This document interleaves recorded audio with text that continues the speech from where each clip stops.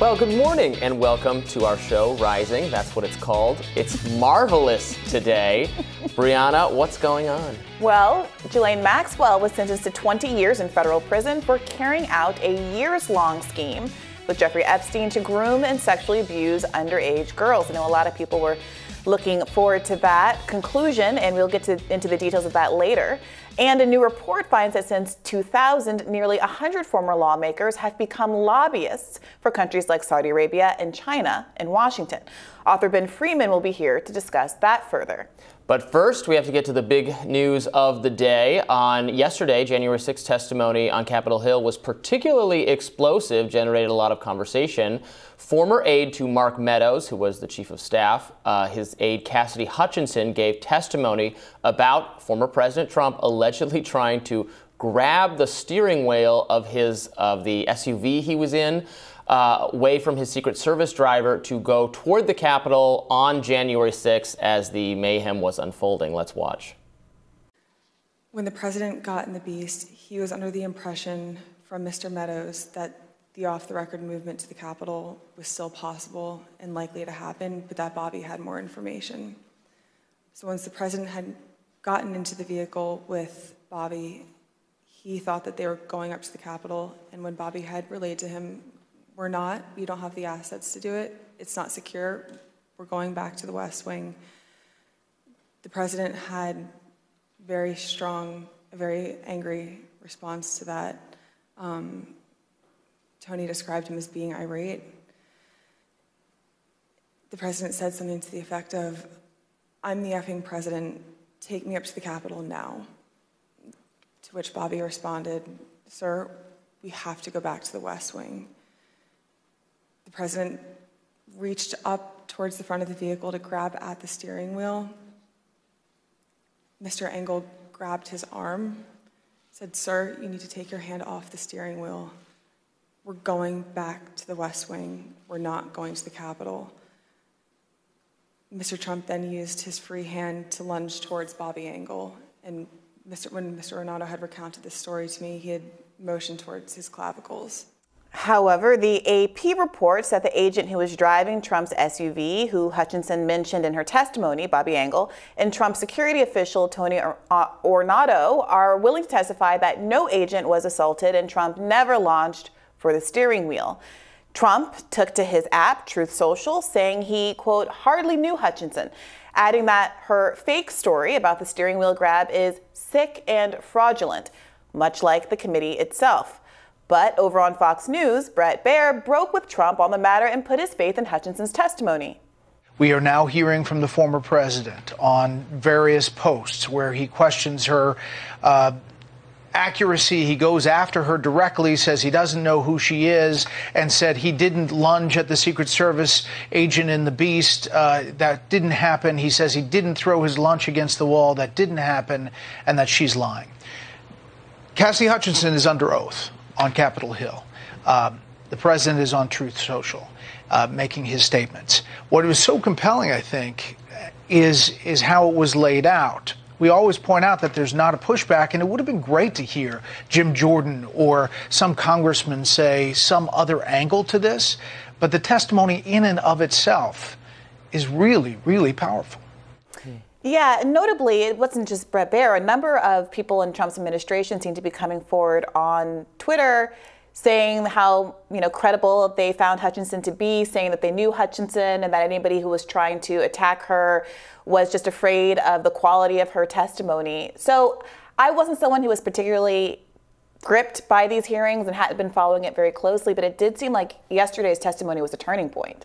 Well, it will not be a turning point, in that it's not going to change anything. I mean, in terms of public opinion. Well, you don't think it'll matter at all? I don't know who has not made up their mind about what they think about Trump at this point. There's already if you're a detractor, a critic of Trump, there's already all the evidence you could ever possibly want to make the moral judgment that this is a bad and irresponsible man who did not behave well before, during, and after January 6th. I don't know that I was looking for more evidence of that because it's already quite clear. What I don't think this will do is change one iota any fan of Trump or supporter of Trump or someone who had denied what had gone on January 6th. I don't think that's going to change their minds at all. I don't actually see how the steering wheel, as colorful and interesting as the steering wheel saga is, and then there was lots of discussion on social media, well, because I think she said it was a limo, but it was actually an SUV. They're trying to, put Trump in, where is he in the car in relation to the driver? Does it sound like something Trump might do? Absolutely. Do I think necessarily it happened? Maybe, maybe not. I don't think it actually matters. And there's other stuff we want to get to. I'm actually a lot less interested in the story of the steering wheel, and the reference to catch up there was earlier had to do with the fact the story that was told was that Donald Trump, in his anger, threw his lunch against the wall. Angry, petulant child. There was ketchup dripping down.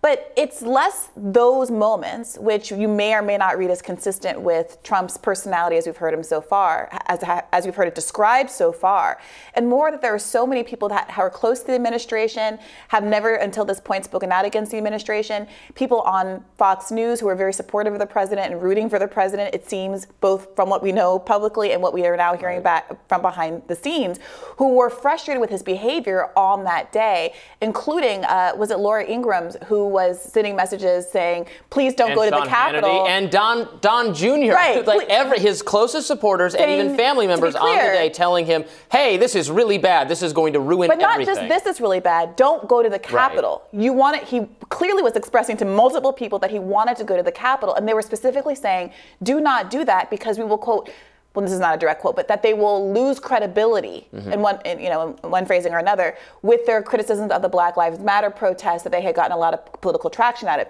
They understood. It was clear that on that day, they understood that Donald Trump going to the Capitol, showing that kind of solidarity with the protesters, would be incitement. Would be something that, if he did it, would rightly attract criticism for him having incited those kinds of events.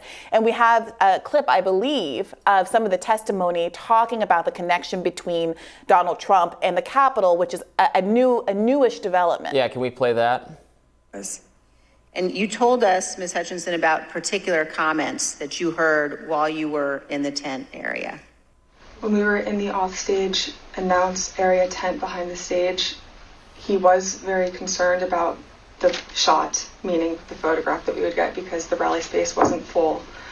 One of the reasons, which I've previously stated, was because he wanted it to be full and for people to not feel excluded because they'd come far to watch him at the rally.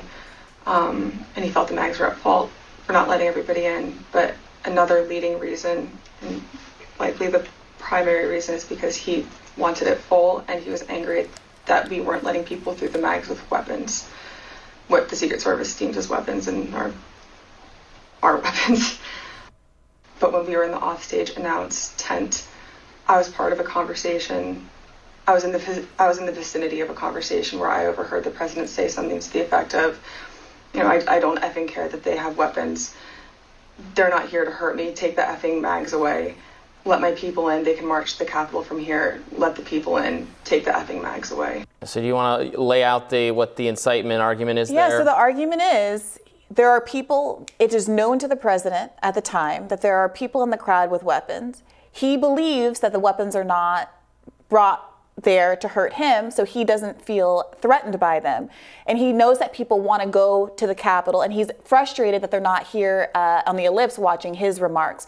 So he says, let them in with the weapons. They're not here for me, and then we'll all go to they can march to the Capitol with the weapons afterward, showing people are arguing a disregard for the idea of armed people being allowed to go by metal detectors and other kind of security checks and go straight to the Capitol while armed, because he perceives the threat not to be personal, just on the Capitol and the government, or however else you want to characterize it. Right. So I was, and other people are making the argument you've just made. I read David French thought this made the case for incitement more plausible. I gotta say, I'm not really persuaded by it.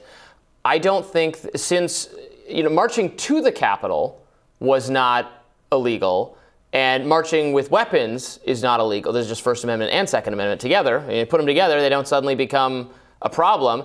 Going into the Capitol, attacking, smashing the windows, etc. That kind of stuff. Quarreling with police officers, trespassing. That was illegal. Doing it with weapons makes it even more illegal.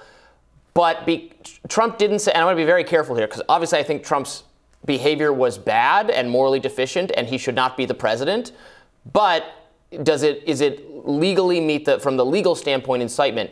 He didn't say, he told them to march to the Capitol, and they did have weapons, and he did know it, but he didn't say to go into the Capitol. I don't actually care to argue the legal definition of incitement. Okay. I don't care. I just want to have a moral conversation for a second. Oh, well, morally, yes. I want to know what the standard is. Is the standard that the President of the United States, Congress people, representatives, because we had a very different conversation yesterday on the show, is the standard now that if a Democratic president or congressperson has a crowd of people it knows are armed because its own Secret Service is telling them they are armed, and that's why they can't get through to see their own speech because they can't make it through the security checks without giving up their weapons. If a Democratic president says, I want this armed crowd to march on the Capitol with me, we're going, hurrah, let's go. I want them to be armed marching on the Capitol. That is the standard that we're now accepting is normal and good and right. No, it is bad and wrong and not good, and that person should not be the president, just as Donald Trump should not be the president. But they're talking about incitement. They're talking about trying to charge him with something, which I don't. He said, look, he said the closest you can get is in his speech he says to fight like hell, and maybe you can argue, well, if he knows they're armed and he says fight like hell, that is actually an encouragement to commit violence because he knows they're armed. I don't find that very persuasive. He also says, obviously, the kind of counterbalancing line that he wants them to march peacefully and patriotically. So I don't think this rises to the level of legal incitement to the extent they're trying to find a way to prosecute him. Well, right. So I'm less concerned with that. I'm more concerned with the fact that the people who liked the president, were closest to him, obviously felt like he was close enough to incitement to be panically, frantically trying to warn him away from doing what he wanted to do, which I think likely would have been incitement if he had not. If he would be able to wrest the steering wheel allegedly away and get himself to the Capitol, or if he hadn't listened to the advice of all of these advisors who said to him, please don't go, you're going to be in really thorny legal trouble if you go, then we would be talking in a very different world. And the fact that he had to be potentially, arguably, allegedly, physically restrained from doing, I think what no one could argue was an incitement, right? Because what was he going to do when he got to the Capitol? What was he going to say? Well, I mean, but at that point, it's speculation. Maybe he was going to go to the Capitol and tell them to stop attacking it. Maybe he thought his presence there would de-escalate. Yeah, and it's only... Okay. Or move them away from the Capitol because he could go out and say, hey, look, I'm speaking. That is not what his advisors seemed to think was going to happen. And, his former chief of staff, Mick Mulvaney, tweeted, quote, if the president knew protesters had weapons and still encouraged them to go to the Capitol, that is a serious problem. And this is where we are. I feel like part of the issue is that. But that's exactly what I'm talking about. I don't think it's a serious legal problem. It's just it is a problem. But that's not what he said. And here's I think that's what he means. But here's what I'm resisting about the legal stuff.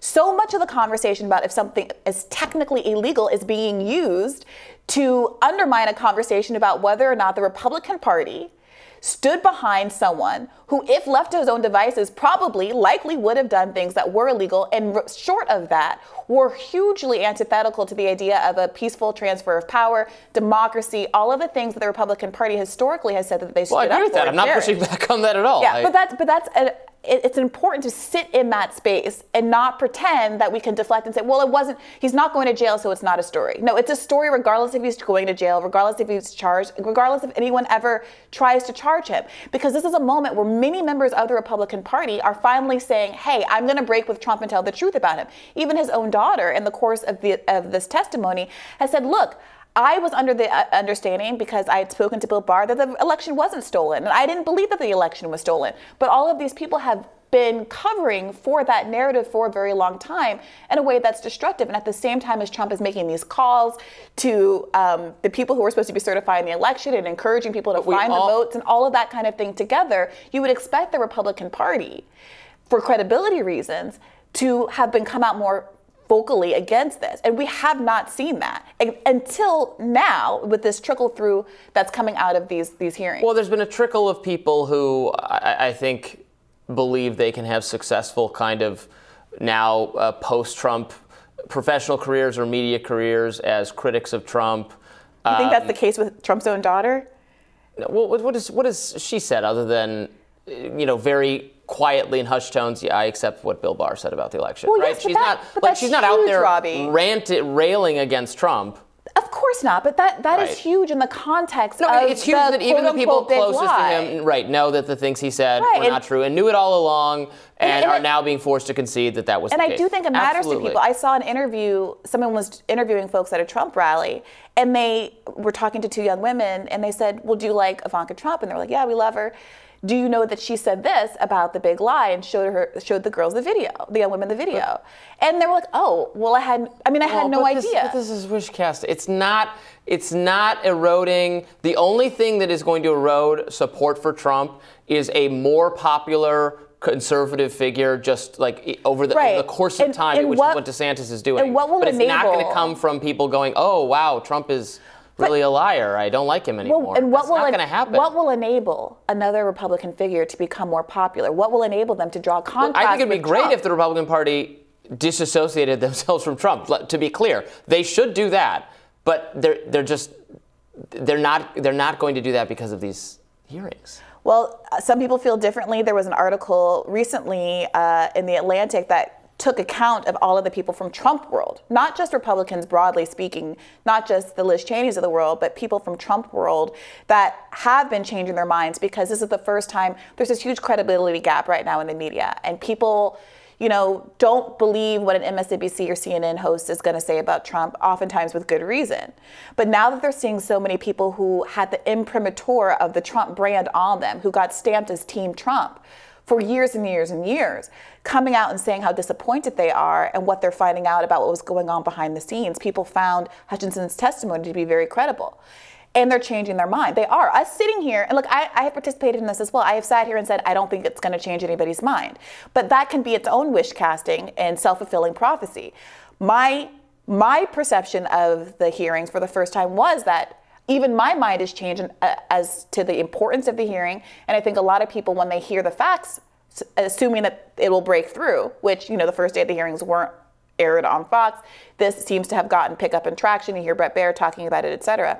I think hearing their trusted Fox News hosts saying both on the screen that they're disappointed in Donald Trump, and also hearing that they were trying to tell Trump on 1/6 not to behave the way that he wanted to behave, is going to have an effect. When I read what so many people in progressive media or the mainstream media, liberals, Democrats, the way they're talking about this, it looks to me like they're the ones doing the wish casting because they hope, they want, and they think because of this kind of procedure, there's going to be criminal charges for Trump. There's going to be a way to actually find, they want to get him. He's the villain.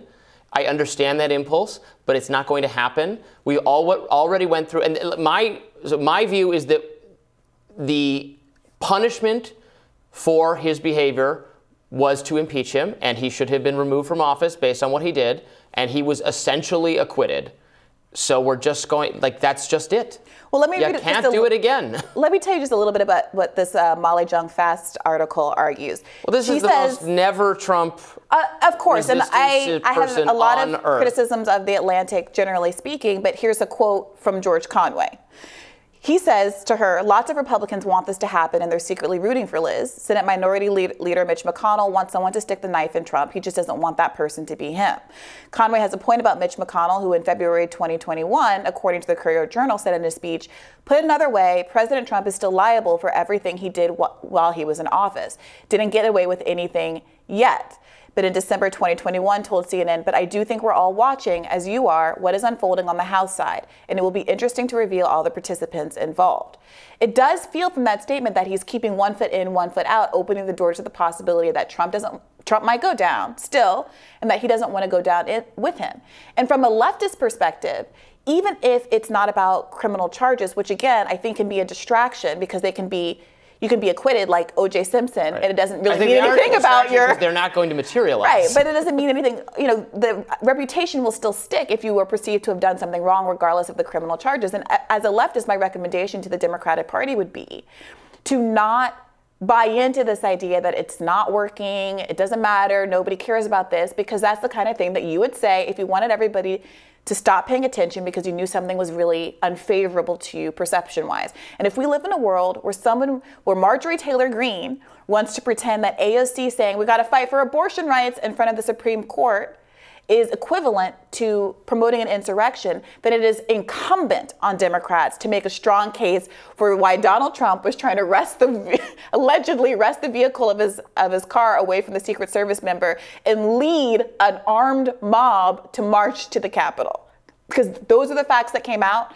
We'll see if they're challenged. Republicans, a lot of conservatives, Trump allies, were invited to speak at the hearings and declined to do so. A lot of people who are close to him still did speak at the hearings, give testimony, and pled the fifth, which is a credibility determination that people are going to have to compare. Comparing someone like Hutchinson, who was vocal and forthright, to some of the Trump sycophants who decided not to say anything, even in their own defense. The Republicans speaking out are still a tiny minority. In most of Republican world, Chief of Staff says they believe the testimony. Right. Former Trump people, all ready to turn on him, many of them. But in right-wing media, in general Republican circles, the impression of this is that this is all a nothing burger. This is all a pointless distraction. There's nothing. The Secret Service agent contradicted the steering wheel thing, so it all might as well be thrown out. I'm not saying that's correct. I'm saying that's how it's being discussed, and it's a little bit of a fantasy to pretend, well, this is the thing. I don't think that's the thing. Again, okay, I think that's a little bit of a not necessarily a straw man, but it moves the goalpost. It is not about whether or not someone is necessarily legally culpable. It's about whether or not they did something wrong and whether the American people wants to continue voting for and supporting a party that would not only allow this behavior, but endorse and cover for this behavior for a year and a half. That is what's being litigated on our TV screens, not in a court of law. But it was already litigated. It was already litigated. I'm sorry, he was impeached. There's a statute of limitations. This is new information. He's not the president anymore. No, Robby, this is new information that's coming out, and people are going to continue to litigate this new information. It's not super new information. It is, Robby. It's still what happened. No, we know what happened. We've always known what happened. No, they Trump haven't. said things that were wrong about the election for weeks and months, and then gave a speech to a crowd of angry and hostile people who then attacked the Capitol. And what came out yesterday is so much more than that, Robby, and you cannot disappear it away by they had pretending weapons? it's not. Well, that's fine. They were engaged in a First Amendment protected activity until they started breaking into the Capitol, and that's fine, whether or not they have weapons. Okay, again, you heard a little bit of color. He threw some ketchup at a wall. It's very interesting. You heard it here. Look, I am no friend of Joe Biden, but Joe Biden mixes his words up, and it's Sleepy Joe. He's going to fall out of his chair. The Democratic Party is ruined. Donald Trump says, I want this armed crowd to walk on the Capitol, and it's a nothing burger. I think this contrast is exactly why so many people have lost confidence in our politics. I said he should have been removed as president and should not have been president, should never be president again, so what else do you want from me? The failure to reckon really substantively with what this means about the Republican Party apparatus as a whole and their willingness to cover for this kind of behavior, that is what's on the chopping block. And I think Republicans, like I said this yesterday, if Democrats would just apologize for their mistakes, I think a lot of people would accept that and think that was a real moment of integrity. And I think some Republicans are going to have to decide if they want to move forward into a new Republican Party, potentially with Ron DeSantis or other people who were not connected to this. I've been telling them to flee from Trump and if so, since 2015. If so, they're going to have to be like Brett Baer and have some reckoning. I don't think that saying, oh, it was a big nothing burger and pushing this under the rug and saying we knew this already is going to restore the kind of faith and democracy that a lot of voters across the ideological spectrum are really looking for. But I'm sure we'll get into this more in the future. And well, I'm looking forward to what's on your radar, Briahna. Coming up.